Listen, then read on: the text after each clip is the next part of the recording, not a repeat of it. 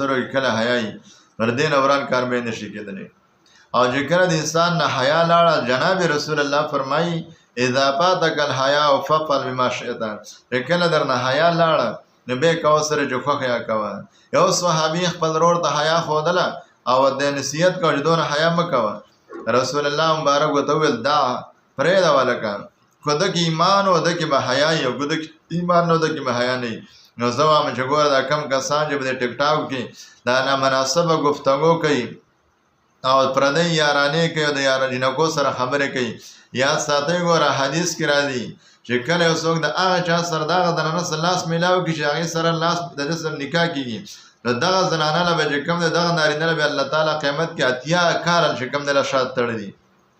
اتیا کال به ول الله شاد تړلي چې کوم د هغه زنانه سره څوک لاس میلاو کې د هغه سره نکاح نه کیږي او دغه نارینه له به هم لاس تړلي او زنانه له به هم تړلي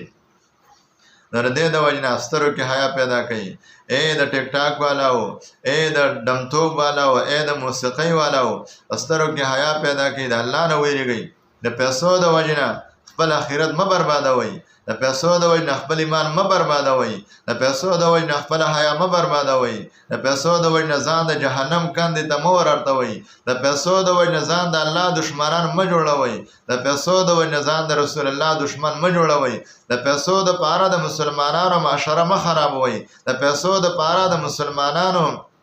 تهذیب م خرابوي د پیسو د پاره د مسلمانانو حیا م تردار کوي تاسو په کومه لار روانه سید الله نه ویریږي الله تعالی به تاسو لا کو د الله نه ویری د الله بدل خپل صدر کی او کو تاسو د پیسو د وجه خپل ایمان حیا تردار کوي الله به تاسو ذلیل او خوارزار کی